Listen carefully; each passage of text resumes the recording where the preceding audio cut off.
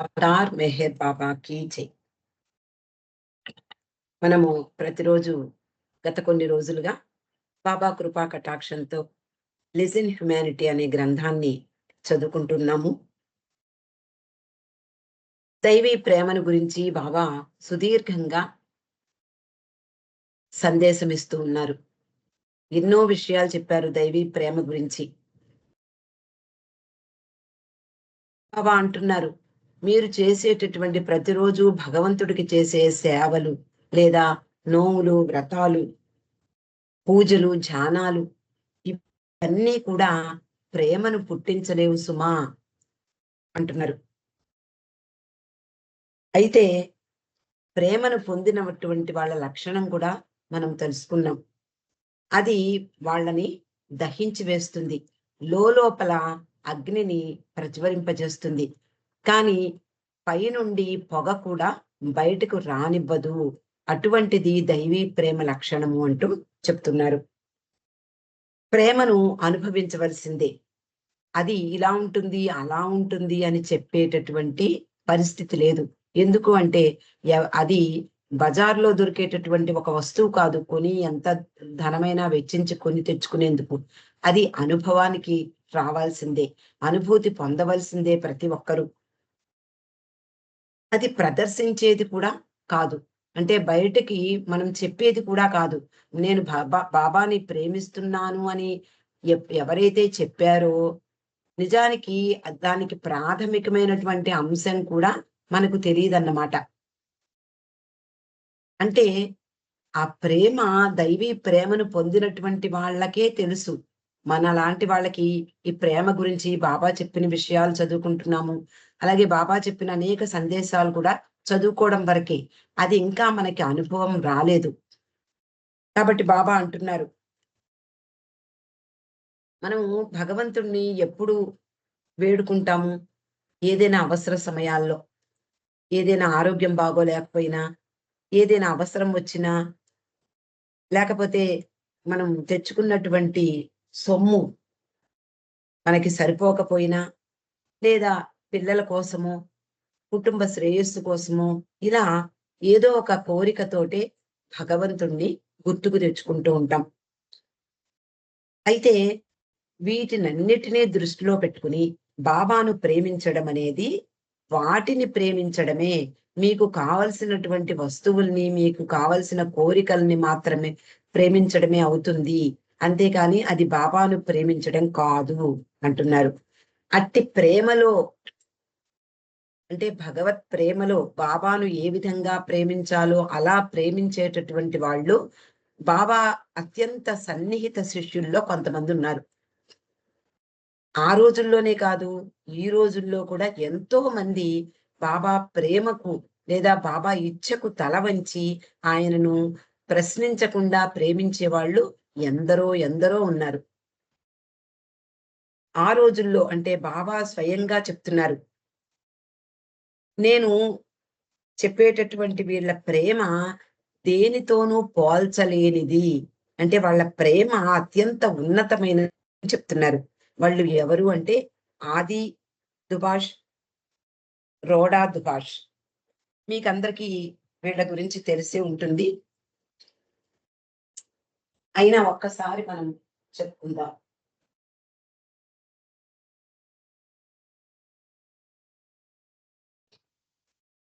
ఆది దుబాష్, రోడా దుబాష్. నాకు నాకు గుర్తున్న విషయాలు కొంచెం కొన్ని పంచుకుంటాను. రోడా దుబాష్‌కి, ఆదికి వివాహం నిశ్చయమవుతుంది. అప్పటి వరకు రోడాకి బాబా గురించి తెలీదు. వీళ్ళ ఇంట్లోనే బాబా గురించి తెలిసింది. తర్వాత వివాహమైన తర్వాత తాను కూడా బాబాను పూజించవలసి ఉంటుంది, లేదా ప్రేమించవలసి ఉంటుంది అనేటటువంటి విషయం ఆమెకు తెలిసింది. అయితే బాబా పట్ల విశ్వాసం లేదు. బాబా దేవుడనే నమ్మకం కూడా లేదు ఆమెకు. అయితే ఆమె ఒక ఛాలెంజ్ చేస్తుంది బాబాతో ఆమె మనసులో. నా వివాహం జరిగేటటువంటి రోజున వర్షం పడితే ఆయనను నేను దేవునిగా నమ్ముతాను అని అనుకుంటుంది. వీళ్ళు కరాచీలో ఉంటారు. కరాచీ అనేది ఆ రోజుల్లో పాకిస్తాన్‌లో ఉండేది. అది అక్కడ నిజానికి చాలా అరుదుగా మాత్రమే వర్షాలు పడతాయి. అందుకనే అపురూపమైన వస్తువుల్ని కోరుకుంటూ ఉంటాం భగవంతుడిని. అలాగే ఈవిడ కూడా అపురూపంగా ఎప్పుడో కానీ కురవనటువంటి వాన తన వివాహం రోజున కురవాలి అని కోరుకుంది. అలా అయితే నమ్ముదాము అని అనుకుంది కూడా. సరే వివాహ సమయం ఆసన్నమవుతోంది. ఆ రోజొచ్చేసింది. ఆ రోజు అనుకోకుండా ఎక్కడ లేనటువంటి వర్షము ఆ రోజు అక్కడ కురిసిందట. కొన్ని సంవత్సరాలుగా, కొన్ని దశాబ్దాలుగా ఎన్నడూ కురవనటువంటి వాన ఆ రోజు కురుస్తుంది. నిజానికి బాబా ఎవరిని వలలో వేసుకోవాలో బాబాకు తెలుసు. వాళ్ళకి తగ్గినట్లుగా చిన్న చిన్న విషయాలు, వాళ్ళ కోరికలను తీర్చడం కూడా మనం చదువుకుంటూ ఉంటాం. అలా ఆమె కోరిక తీరింది. నిజానికి ఆమె కోరిక తీరడం కాదు. సర్ప్లస్ అయిపోయింది. ఏమిటి ఆ వర్షం కురిసి, కురిసి, కురిసి అందరికీ ఇబ్బంది కలిగించింది. అంతేకాకుండా 3 రోజుల పాటు ఆ కరాచీ నగరంలో ఆ నీరు ఉండిపోయిందట. అంతటి గొప్ప వాన కురిసింది. తర్వాత బాబాను వివాహం జరుగుతుంది. బాబాని దర్శించుకుంటుంది. ఆ తర్వాత వాళ్ళ ఇంట్లో వాళ్ళకి ఇద్దరు పిల్లలు పుడతారు. మగపిల్లలు. వాళ్ళ ఇంట్లో బాబా కార్యక్రమం జరుగుతూ ఉంటుంది. సంకీర్తన కార్యక్రమం. అలా జరిగే సమయంలో ఆమె ఆమె పిల్లల్లో ఒక పిల్లవాడు డాబా మీద నుండి కింద పడిపోతాడు. ఎవరో హాస్పిటల్‌కి తీసుకువెళ్తారు. కానీ అతడు చనిపోతాడు. అయినా కూడా వాళ్ళు ఆ సంకీర్తన కార్యక్రమం ముగిసే వరకు ఆ బాధను వాళ్ళు ఫీల్ అవ్వలేదు. అటువంటి ప్రేమ బాబాకు అత్యంత సన్నిహిత శిష్య వర్గాలలో కొన్ని కుటుంబాలలో కనిపించేది. అందుకనే బాబా ఆయన స్వయంగా ఉదాహరిస్తున్నారు మనందరికీ. అలాగే నారిమన్, ఆర్నవాజ్ వీళ్ళు బొంబాయిలో ఆషియానా అనేటటువంటి అపార్ట్మెంట్‌లో ఉండేవారు. బాబా ఎప్పుడు వచ్చినా బొంబాయి ఎప్పుడొచ్చినా వీళ్ళ ఇంట్లోనే బస చేసేవారు. మనం మణి జాయిస్ పాత్ చదువుకునేటప్పుడు కూడా చదువుకున్నాం. వీ నిజానికి అవతార పురుషునికి ఆతిథ్యం ఇచ్చినటువంటి దంపతులు వాళ్ళిద్దరూ. వాళ్ళకి కూడా పిల్లలు లేరు. బాబా నీకు నేనిస్తాను అని చెప్పినా కూడా ఆయన పిల్లల్నివ్వలేదు. ఆవిడ చివరి రోజుల్లో బహుశా తర్వాత రోజుల్లో మెహరాజాద్‌లో నివసించింది. మనకి బాబా ఆదేశం ప్రకారం ఆవిడ యొక్క సమాధి కూడా మెహరాజాద్‌లోనే మనకు కనిపిస్తుంది. మరొక కుటుంబాన్ని గురించి బాబా చెప్తున్నారు. నౌరోజీ దాదాచాంజీ. వీళ్ళు కూడా బొంబాయిలోనే నివసించేవారు. బొంబాయి వచ్చినప్పుడు, వెళ్ళేటప్పుడు కానీ, ఎప్పుడో ఒకసారి బాబా వాళ్ళింటికి కూడా వెళ్ళి వస్తూ ఉండేవారు. అంతటి ప్రేమ బాబాకు వాళ్ళంటే. వాళ్ళ కుటుంబంలో ఒక పిల్లవాడు. అతడి పేరు నోజర్. అతనికి చాలా చిన్న వయసులోనే చదువయిపోతుంది. ఉద్యోగం వస్తుంది. బాబాను దర్శించుకుని ఉద్యోగానికి వెడుతూ ఉంటాడు. హైదరాబాద్‌లో పైలట్ ట్రైనింగ్ అవుతూ ఉంటాడు. అతడు బాబాకి కొంత సొమ్మును కూడా పంపించాడట తన సాలరీ నుండి. తర్వాత చెప్తారు బాబా 'లిజన్ హ్యుమానిటీలోని. అతడు బాబా అతడు బాబాని దర్శించుకున్న సమయంలో బాబా చెప్తారు, "నువ్వు నీ డ్యూటీ ప్రారంభించే సమయంలో నన్ను తలుచుకోవడం మరిచిపోకు" అని. అతడు అలాగే బాబాను స్మరించుకుని తన డ్యూటీకి ఎక్కేవాడు. ఆ రోజు దురదృష్టమైన సంఘటన జరుగుతుంది. పైలట్ ట్రైనింగ్‌లో ఉండగా కో పైలట్‌తో సహా అతడి విమానం హుస్సేన్ సాగర్‌లో కూలిపోతుంది. ఈ వార్త కుటుంబానికి తెలుస్తుంది. కానీ కుటుంబం ఎప్పుడు అంటే ఆ రోజుల్లో బాబాకు అన్ని విషయాలు తెలియజేసేవారు. ఉత్తరాల ద్వారా, టెలిగ్రాముల ద్వారా. బాబా బాబా ఏం చెప్తే అలాగే చేసేవారు. అలాగే మంచి, చెడు అన్నీ కూడా బాబాకు చెప్పుకునేవారు. కానీ బాబా ఏకాంతవాసంలో ఉన్న కారణంగా వి బాబాకు ఈ విషయం తెలియనివ్వకుండా వాళ్ళు ఉంచుకున్నారు.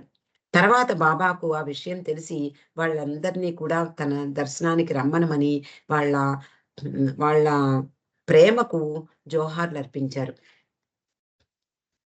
అలాంటి 3 కుటుంబాల గురించి బాబా వాళ్ళ యొక్క ప్రేమకు ఎవ్వరూ సాటి రారు. భగవత్ ప్రేమ అంటే అది. అంటే భగవంతుని యొక్క ఇచ్చకు తల వంచి అది మన కోసమే భగవంతుడు చేసింది. బాబా మన కోసమే, మన మంచి కోసమే ఆయన ఈ విధంగా మనకు బాధను కలగజేసింది అనేటటువంటి విషయాన్ని వాళ్ళు గ్రహించి, బాబాకు విధేయులై ఉంటూ, బాబాను ప్రేమించే కుటుంబాలు ఎన్నో ఉండేవి ఆ రోజుల్లో. అలాగే ఈ రోజుల్లో కూడా తక్కువేమీ కాదు. అనేక మంది బాబాకు సర్వము సమర్పించినటువంటి వాళ్ళు ప్రేమికులున్నారు. బాబా ఇంకా చెప్తున్నారు. భగవంతుడిని ప్రేమించి భగవంతుడే అవ్వండి. నేను మీ ప్రేమను గ్రహించి, మీ నా ప్రేమను మీకందివ్వడానికే వచ్చానని ముందే చెప్పాను. అంటూ పదే పదే మనకి గుర్తు చేస్తూ ఉంటారు. ప్రతి విషయాన్ని ఒక్కసారి చెప్పేసి వదిలేయడం కాదు. బాబా యొక్క స్టైల్ అలాగే ఉంటుంది. గాడ్ స్పీక్స్ చూడండి. గాడ్ స్పీక్స్‌లో ప్రతి విషయాన్ని మళ్ళీ, మళ్ళీ, మళ్ళీ, మళ్ళీ పునరావృతం చేస్తూనే ఉంటారు. ఎందుకు అంటే అది ఆయన చెప్పే విధానం. ఆయన స్టైల్ అది. అందువలన భగవంతుడిని ప్రేమించండి, భగవంతుడుగా మారిపొండి అని నా ప్రేమను మీకు అందివ్వడానికొచ్చాను. ఎందుకు ప్రతి యుగంలోనూ భగవంతుడు అవతరిస్తాడు అంటే, ఆయన ప్రేమను మనకు అందించి, మన ప్రేమను ఆయన స్వీకరించడానికి వస్తాడు. ఆ విషయమే చెప్తున్నారు. నన్ను ప్రేమించి మీరు ప్రేమించినట్లయితే నిజముగా నేనెవరో మీరు తెలుసుకుంటారు. అలా ప్రేమించకుండా నేనెవరో నా నిజ స్వరూపాన్ని తెలుసుకోవడం సాధ్యం కాదు. ప్రేమించడం ద్వారా మాత్రమే భగవంతుని కనుగొనగలం అని విషయాన్ని చెప్పినప్పుడు మనమందరం కూడా ఎలా ఫీల్ అవుతాము? ఆ రోజుల్లో అక్కడ సహవాసీయులందరూ బాబా ఎదురుగుండా కూర్చున్నటువంటి వాళ్ళందరూ కూడా అదే ఫీలయ్యారు. ఏమని? అయితే బాబాను మనం ఎప్పుడూ ప్రేమించలేమా? సాధ్యం కాదు, సులభం కాదు అంటున్నారు. మరి ఎప్పటికీ ప్రేమించలేమా? ప్రేమించుటకు సమయం రాలేదని అనుకోవాలా? ఇలాంటి భావాలు ఆలోచించకండి అంటున్నారు బాబా. ఇలా ఎప్పుడూ ఆలోచించకండి. మీ ప్రేమ నాకు కావాలి అని తరచుగా చెప్తూనే ఉన్నాను. అనగా మీ నుండి నేను కోరేది ప్రేమను మాత్రమే. మీ నుండి నాకు ఏదీ అక్కర్లేదు. మీరు పూజలు చేయక్కర్లేదు. దండలు వేసి దండాలు పెట్టక్కర్లేదు. హారతి పాడక్కర్లేదు. ఏది అక్కర్లేదు. నన్ను ప్రేమించండి. మీ ప్రేమ నాకు కావాలి. నాకు కావాల్సింది మీ ప్రేమ ఒక్కటి మాత్రమే. అందువలన నేను ఎప్పుడూ చెప్తూ ఉంటాను. నన్ను ప్రేమించండి. అధికాధికంగా ప్రేమించండి. మరింత అధికంగా ప్రేమించండి అని ఎప్పుడూ మీతో చెప్తూనే ఉంటాను. కాబట్టి నాకు కావలసింది ప్రేమ మాత్రమే. అంతేకాకుండా నన్ను ప్రేమించవలసినంతగా మీరు నన్ను ప్రేమించలేరని కూడా చెప్తూనే ఉంటాను. ఇది కూడా నిజమే. నేను ప్రేమించవలసినంతగా మీరు నన్ను ప్రేమించటం లేదు అని కూడా నేను ఎప్పుడూ చెప్తూ ఉంటాను. ఇది కూడా నిజమే. ఎందుకు అంటే అలా చెయ్యడానికి ముందు అంటే నన్ను ప్రేమించాలి అంటే నా నుండి ప్రేమ యొక్క ఆ బహుమతిని మీరు స్వీకరించవలసి ఉంటుంది. అలా నేను మీకు ప్రేమ బహుమతిని ఇవ్వందే మీరు నన్ను ప్రేమించలేరు సుమా! నా నిజ దర్శనం క్షణమాత్రంగానేనా అనుగ్రహించాలి అంటే, అది అంతా కూడా నా ఇచ్ఛపై ఆధారపడి ఉంటుంది. బాబా చెప్తారు. నా ఇచ్ఛ అయితే ఒక రాయి కూడా భగవదనుభవాన్ని కలిగించగలను. ఒక రాయికి కూడా అనుభవాల్ని ఇవ్వగలను అని బాబా చెప్తారు. కాబట్టి ఆయన ఇచ్ఛ కలిగితే ఆ ఇచ్ఛ మీద ఆధారపడి ఆహ్, మనకి ఇవ్వవలసినటువంటి ఆ కానుకను ఆధారపడి ఉంటుంది. ఆ కానుకగా మాత్రమే పొందగలిగే ప్రేమ ఏ ఇతర విధానాల ద్వారా పొందలేం. అందుకనే ఇందాక మనం చెప్పుకున్నాం. బజార్‌లో దొరికే వస్తువు కాదు. కేవలము భగవంతుడు, ఒక సద్గురువు తన శిష్యులకు లేదా తన ప్రేమికులకు అర్హమైన వాళ్ళకి ఇవ్వదగినటువంటి కానుక ఆ ప్రేమ. కానీ నేనా ప్రేమను మీకు అందించి, దానినే నేను స్వీకరిస్తాను. మీకు ఎందుకు అందిస్తాను? మీ నుండి పొందడానికే నేను మీకు ఇస్తాను. ప్రేమను అందించడానికి ఎటువంటి నియమం లేదు. నియమాలు, నిబంధనలు మీరు ఇలా ఉండాలి, అలా ఉండాలి, లేదా మీరు ఏదైనా కఠినమైనటువంటి ఉపవాసాలు చేయాలి, ధ్యానంలో నిమగ్నమవ్వాలి. ఇవే నియమాలు లేవు ప్రేమకు. ప్రేమ నా ఇచ్చ అయితే ప్రేమ తప్పకుండా మీకు దొరుకుతుంది. ప్రకృతి నియమాలను శాసించగలిగే ప్రేమ దానికదే శాసనం. కాబట్టి నా ప్రేమను బహుమానంగా ఇచ్చుటకు నేను అన్ని వేళలందు సిద్ధంగా ఉన్నాను. నాకు అత్యంత సులభమైనదది. నేను మీకు ఈజీగా నేను అందివ్వగలను. నాకేం కష్టం కాదు. కానీ దానిని మీరు స్వీకరించడం మాత్రం అంత సులభం కాదు అంటున్నారు. అంటే ఇవ్వడమానికి ఆయన ఆయన సిద్ధంగానే ఉంటారు. ఎప్పుడూ సిద్ధంగానే ఉంటారు. కానీ స్వీకరించడానికి మనము సిద్ధంగా అవ్వాలి. సరే బాబా కొంతసేపు ఆగారు. మరీ సుదీర్ఘమైనటువంటి ఉపన్యాసం లేదా ఉపదేశం ఇవ్వడం అనేది ఎవరి అభిమతం కాదు. అటు వినేవాళ్ళకి, ఇటు చెప్పేవాళ్ళకి కూడా కొంత విరామం కావాలి. కాబట్టి బాబా సేపు ఆగి తన చుట్టూ ఉన్న వాళ్ళ ముఖాల్ని పరిశీలించారు. అందరూ కూర్చున్నారు. శ్రద్ధగా, మౌనంగా వింటూ ఉన్నారు. కానీ వాళ్ళ ముఖాల నిండా విచారమే కనిపిస్తోంది బాబాకి. అక్కడి వారెవ్వళ్ళు కూడా గురువాక్యాలు అంటే బాబా చెప్పినటువంటి వాక్యాలను గురించి ఆలోచిస్తున్నట్లుగా కూడా కనిపించలేదు. ఆయన ఉద్దేశాన్ని ఎవరూ గ్రహించలేదు. నిజానికి ఆయన ఉద్దేశ్యం ఏమిటి అంటే భగవంతునితే భగవంతునితో ఏకమై ఉన్నాననే విషయాన్ని అనుభూతి పొందడమే ప్రతి మానవుని గమ్యం. అది అర్థం చేసుకోవాల్సింది. ఈ ప్రేమ, బాబా ఇవ్వడము, బాబా కానుకగా ఇవ్వడము ఇవన్నీ పక్కన పెడితే మనం అర్థం చేసుకోవాల్సింది ఏమిటి అంటే, ఎప్పుడూ మనము భగవంతునితో ఏకమై ఉన్నాము. ఆ విషయాన్ని అనుభూతి పొందడమే మానవుల యొక్క గమ్యం. ఇది అర్థం చేసుకోవాలి. ఆ గమ్యాన్ని చేరుటకు భగవదనుభవం పొందిన పరిపూర్ణమైనటువంటి గురువు లేదా పరిపూర్ణుడైనటువంటి అవతార పురుషుడు మాత్రమే ఆయన యొక్క కృప మాత్రమే కావాలి. అలాగే ఆయన కృపతో పాటు ఆయన ప్రేమ దానికంటే వేరే గొప్ప వరమేమీ అక్కర్లేదు. ఇది గ్రహించాలి మనము అంటున్నారు. నేను ప్రేమను కానుకగా ఇవ్వాలి. అది మీరు పొందడానికి అర్హత సంపాదించాలి. లేదా దానికి అది పొందడం అంత సులభం కాదు. ఇవన్నీ పక్కన పెడితే మనం గ్రహించవలసినటువంటి విషయం ఏమిటి అంటే మన జీవిత గమ్యం ఏమిటి? భగవంతునితో ఏకమవ్వడం. నిజానికి ముందే ఏకమై ఉన్నాము. కానీ భ్రాంతిలో మనం ఈ ద్వంద్వ ప్రపంచంలో నివసించడం కారణంగా, ఈ మాయ కారణంగా, అజ్ఞానం కారణంగా నేను వేరు, వాళ్ళు వేరు లేదా బాబా వేరు, నేను వేరు అనేటటువంటి అజ్ఞానంలో ఉన్న కారణంగా మాత్రమే మనము దాన్ని అనుభూతి పొందలేకపోతున్నాం. కానీ ఈ విషయం అర్థం చేసుకోవచ్చు కదా!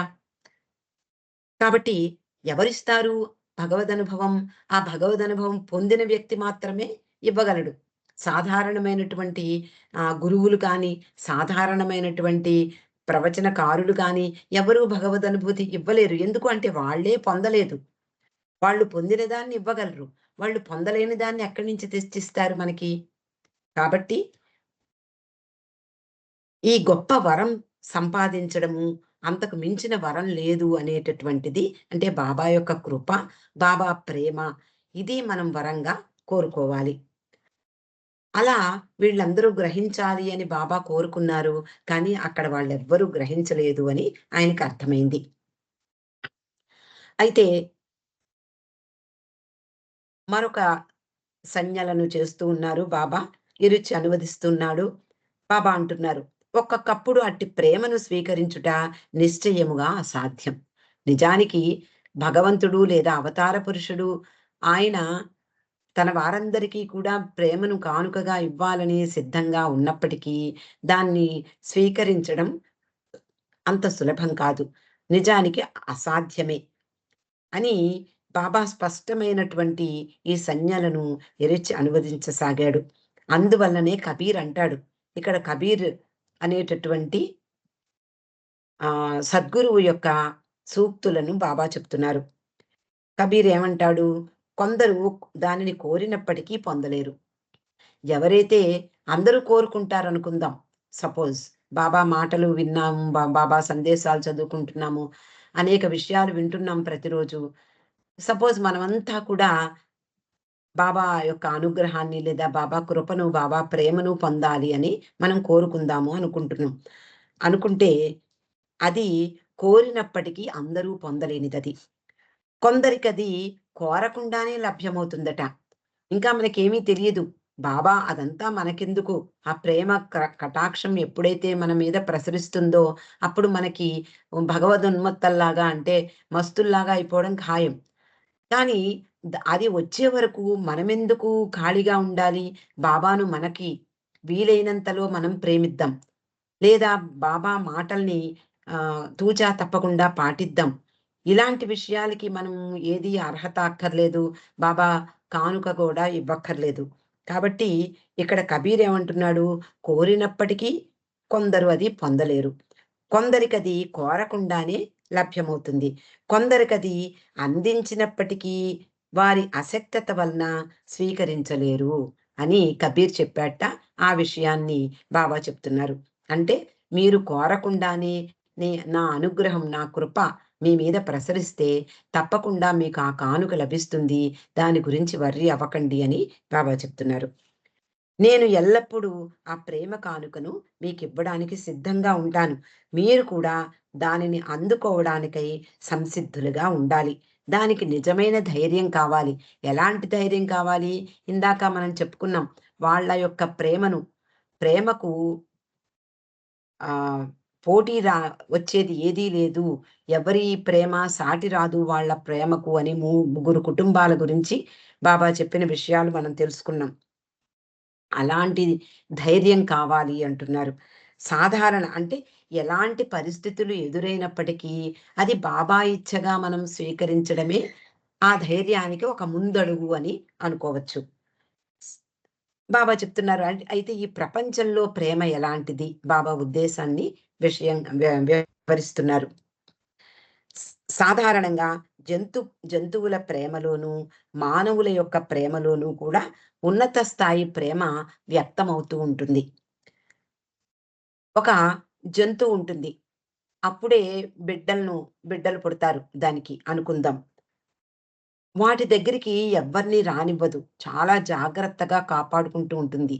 ఏదైనా అలికిడైనా అది విపరీతమైనటువంటి కోపానికి లోనై అది దాని యొక్క శక్తియుక్తులనన్నిటినీ ఉపయోగించి తన బిడ్డలను సంరక్షించుకుంటుంది. ఇలాంటి సంఘటనలు జంతువుల్లో కనిపిస్తాయి. అలాగే మానవుల యొక్క ప్రేమ కూడా ఉన్నత స్థాయికి చెందినటువంటి ప్రేమ ఉంటుంది. ఒక స్త్రీపై ఏర్పడిన నిజమైన ప్రేమ వలన కలిగిన అశాంతిలో మానవుడు నిద్ర మర్చిపోతాడు, తిండి మర్చిపోతాడు, కోరికలు విడిచి దూరంగా ఎన్ని రోజులైనా గడపగలడు. ఈ దీనికి ఉదాహరణ బాబా ఎప్పుడూ చెప్పే 'లైలా మజ్ను' కథ. ఒక స్త్రీపై అంటే లైలా మీద ఏర్పడినటువంటి అతని యొక్క ప్రేమ కారణంగా అంటే తీవ్రమైనటువంటి ప్రేమ.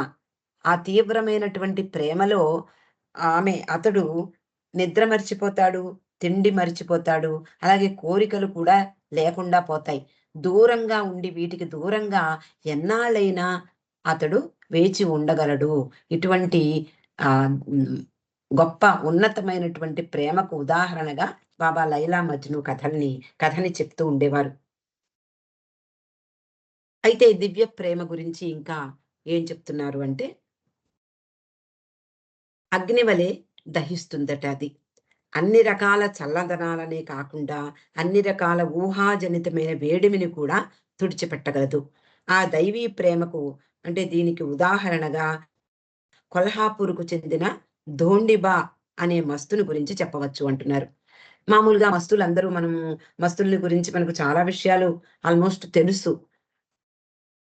ఆ మస్తుల గురించి మనము చదువుకునేటప్పుడు వాళ్ళు ఎక్కడ ఎక్కడ ఉంటారు? వాళ్ళెలాగా మనలాగా ఒక సెక్యూర్డ్‌గా ప్లేస్ కావాలని కోరుకోరు. ఒక ఇల్లు చక్కగా మంచి పక్కాగా నిర్మించబడినటువంటి ఒక ఇల్లు, లోటు లేకుండా ఆహారము ఇలాంటివేవి వాళ్ళెప్పుడూ దాని మీద దృష్టి పెట్టరు. ఎందుకు అంటే ఈ స్థూల ప్రపంచానికి వాళ్ళు దూరంగా ఉంటారు.